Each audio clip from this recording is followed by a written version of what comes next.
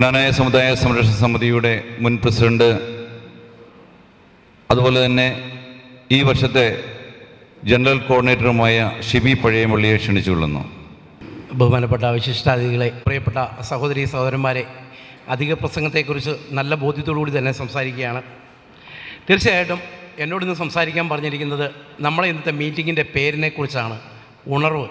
പെട്ടെന്ന് കേൾക്കുമ്പോൾ എന്താ ഈ ഉണർവ്? സമുദായത്തിൻ്റെ ഉണർവ് എന്താണെന്നുള്ളത് അറിയണമെങ്കിൽ 6-7 വർഷം പുറകോട്ട് പോകണം.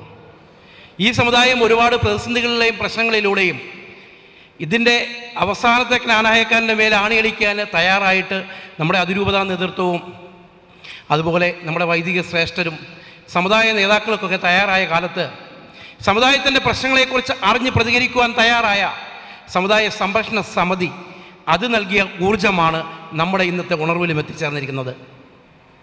നമുക്കറിയാലോ, ഈ കഴിഞ്ഞ കാലഘട്ടത്തിലൂടെയാണ് ഈ സമുദായത്തിൽ ഇത്രയധികം പ്രതിസന്ധികളുണ്ട് എന്ന് നമുക്ക് മനസ്സിലാക്കാൻ സാധിച്ചത്. കാലോചിതമായിട്ട് ഓരോ പ്രശ്നങ്ങളിൽ ഇടപെടുകയും അതിനൊക്കെ ഉചിതമായ രീതിയിലുള്ള തീരുമാനങ്ങൾ ഉണ്ടാക്കിയെടുക്കുവാനും ദൈവാനുഗ്രഹത്താൽ നമുക്ക് സാധിച്ചു.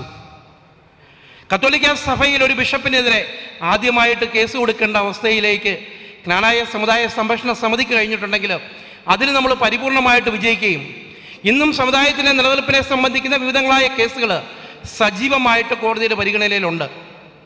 ഇന്നിപ്പം ഒരു കാര്യം നമുക്ക് മനസ്സിലായി. ഉണർവ് ജ്ഞാനായ മക്കൾക്കുണ്ടായാൽ അതിനെ തടയുവാൻ ഒരു സമുദായ വിരുദ്ധ പ്രവർത്തകർക്കോ മെത്രാന്മാർക്കോ വൈദികർക്കോ കഴിയുകയില്ല എന്നുള്ളത്. ഞാൻ കൈപ്പ ഫൊറോന അംഗമാണ്, ഇപ്പോൾ KCC കൈപ്പ ഫൊറോന പ്രസിഡന്റ് കൂടിയാണ്. എന്നെ സംബന്ധിച്ചിടത്തോളം ഈ നീണ്ടൂർ എന്ന് പറയുന്നത് വലിയൊരു ബാലികേലാമറയായിരുന്നു കഴിഞ്ഞ കുറേ കാലഘട്ടങ്ങളിൽ. കാരണം ഒരുപാട് അടിമ വിശ്വാസികൾ അടുക്കി വെച്ചതുപോലെയുള്ള കോട്ടയം രൂപതയിലെ ഏറ്റവും പ്രധാനപ്പെട്ട പള്ളികളിലൊന്നായിരുന്നു. എന്നാൽ അടിസ്ഥാനപരമായ ഒരു മാറ്റം ഇന്ന് നീണ്ടൂരുണ്ടായിട്ടുള്ളത് കൊണ്ടാണ് നമ്മളിവിടെ ഒത്തുചേർന്നത്. നീണ്ടൂരിൻ്റെ മണ്ണിൽ സമുദായത്തോടുള്ള ആഭിമുഖ്യം കൂടുകയും അനാവശ്യമായ വിശ്വാസങ്ങൾക്കെതിരെയും ആവശ്യമായ സമുദായത്തിന് അനുകൂലമായിട്ട് ഒരു ദേവാലയം എങ്ങനെ പ്രവർത്തിക്കണം, ദേവാലയത്തെ അൽമായരും വൈദികരും ഏതൊക്കെ ഉത്തരവാദിത്തങ്ങൾ പരസ്പരം ചെയ്യാനുണ്ട് എന്നുള്ളതിൻ്റെ ഉത്തമ ഉദാഹരണത്തിലൂടെയാണ് നീണ്ടൂർ കടന്നു പോകുന്നത്. അതുകൊണ്ട് പ്രിയപ്പെട്ടവരെ, അതുതന്നെയാണ് ഉണർവ് എന്ന പേരിൻ്റെ അർത്ഥം. ഓരോ ഇടവകകളും നമുക്ക് കൊമരകം, ഉഴവൂർ ഒക്കെ നടന്നതുപോലെ തന്നെയുള്ള മാറ്റങ്ങൾ നീണ്ടൂരിൻ്റെ മണ്ണിൽ ഇപ്പം നടന്നുകൊണ്ടിരിക്കുകയാണ്. നല്ല മാറ്റങ്ങൾ. ആ നല്ല മാറ്റങ്ങൾക്ക് സാക്ഷ്യം വഹിക്കുവാൻ, ഇവർക്ക് പ്രചോദനം നൽകുവാൻ വേണ്ടി മാത്രമാണ് നമ്മൾ എത്തിച്ചേർന്നിരിക്കുന്നത്. നമ്മുടെ പ്രശ്നങ്ങളൊന്നും അവസാനിച്ചിട്ടില്ല.